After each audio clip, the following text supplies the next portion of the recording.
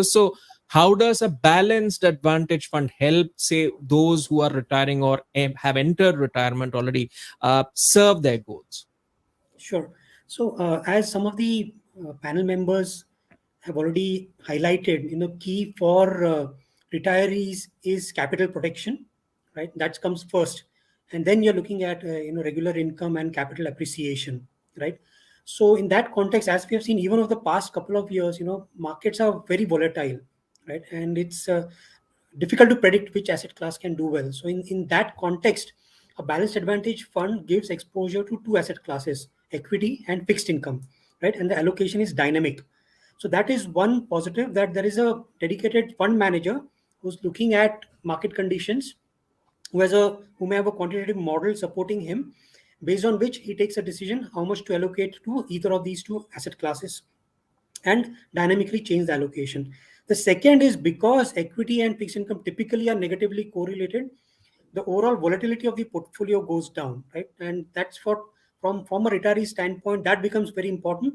If the overall volatility of your portfolio is lower, irrespective of the market conditions, then chances of you losing capital go down, right? So that's the biggest advantage of the balanced advantage fund, that the overall volatility of the portfolio is lower, and hence the chances of capital protection are higher than if you invest by yourself separately in equity and debt mutual funds and try to do the allocation and rebalancing on your own. All right. And in terms of, say, the taxation perspective, every investor always wonders, how does it work from a taxation perspective? What are the advantages that a balanced advantage fund could offer? Yes, so the balanced advantage fund is taxed like equity. That's another advantage, right? So the equity allocation typically is kept above 65%, and that gives it the equity tax treatment. So that's also another advantage for the investors.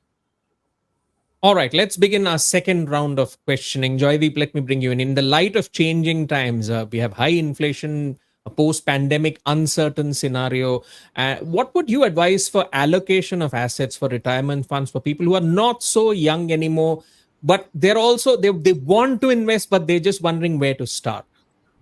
So, Gautam, let's widen it to not just allocation of assets, but let's say overall strategy, right? Because, and anyway, we are talking, and we are assuming we are talking for the top 1/3 population of India, because to the below that, people who are wage earners and below, all these is generally quite useless, because they'll still struggle for the. Hopefully, as India is becoming more and more prosperous, as each generation becomes more and more prosperous, more disposable income comes in. Over a period of time, this will all our discussions should be relevant to the larger population. So, I just want to make a comment about what Vishal said, and I agree with him that, see, real estate is a tangible asset. So sometimes real estate can be, especially commercial property, can be useful, since rental income is the only income that you can be inflation proof. You can build it into your contracts, which is a particular increase year upon year, which doesn't happen with any other in any other class.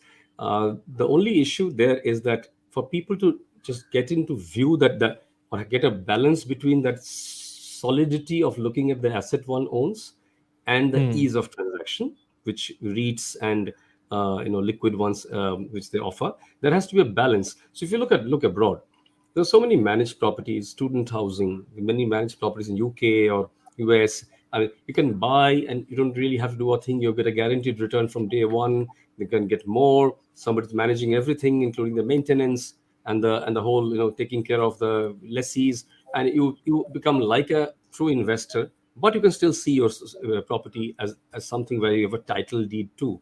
So maybe that kind of a mean can work well for India, where people want to see the solid asset, but want the flexibility. Now, I'll just rattle off a few things about, and I spoke already about this capital erosion fear. Everybody, I mean, Suraj made a great pitch for it, saying that, look, in the capital preservation doesn't happen with capital erosion, because if you're beaten by inflation, technically your capital is eroding. It is eroding. It's notional to see that amount, because if you look at just the plain inflation 2010 and 2022-23, it's 2.5x, right? So it doesn't matter if your capital has not grown to 2.5x, it's eroded. Now this kind of psychology has to change. To help what I talked about, like eating away capital, reverse mortgage kind of product can be extremely useful Again, one has to let go of the legacy. But I think reverse mortgage needs to be kind of a retirement planning tool where one gives it off to a bank, maybe joint life, and then and keeps getting either a regular annuity or a lump sum, and then at the end of the period it goes off. That brings me to a very important topic for retirement planning, which is will and succession. The complications of will and succession in India are actually accentuated by COVID, where even to get a probate of a will, you have to wait for a year. What most people don't understand is if one does all nominations and they leave everything to their wife or kids. If there's a surviving mother, there has to be an NOC for the probate. Now, these are the issues which people don't realize or are not talking about. So they have to plan it well. And inheritance tax, if that's an aspect to be explored as well. It is to be explored. It is currently not significant in India, but see, death duties and inheritance taxes are the taxes which come on when the government runs out of things to tax the voting public on. So it has happened in UK. So these are all cyclical things. Then when there is enough furor, it goes away. Look at different states in US, New York and California, completely different these things. Then therefore monetizing assets, if there is a collection of memorabilia, collection of antiques, collection of art, collection of things, question is whether one needs to hold on to them or think like the new millennials, saying that, okay, let's monetize everything and monetize as much as possible and simplify things, transfer and transmit things as much as possible. Structured So we are products, firmly in the dynamic asset allocation strategy paradigm. Would you say totally.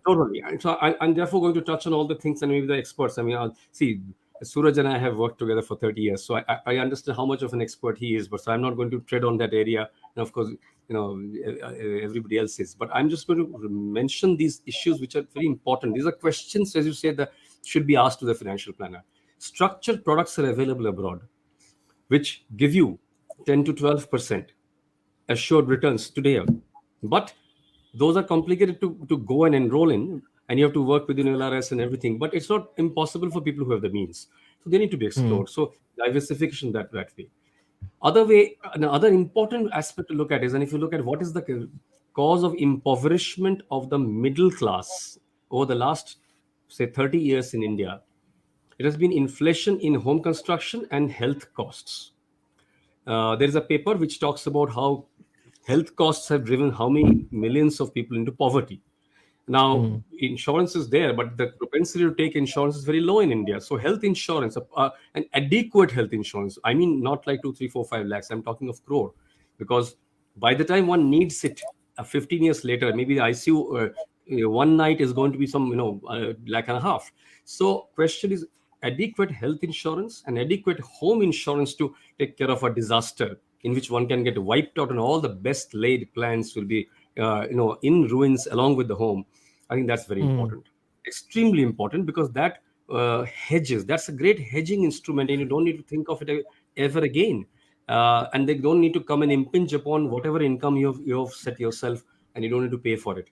Lastly, tax planning. You spoke about, you asked the question. I think tax planning is for seniors is a specialized area, because whatever you do in retirement, you might think that I've gone past. If you have a significant income, it's all EET, TT in all our tax design. So taxation is going to come and hit, and tax is not going to be going to go down in a hurry.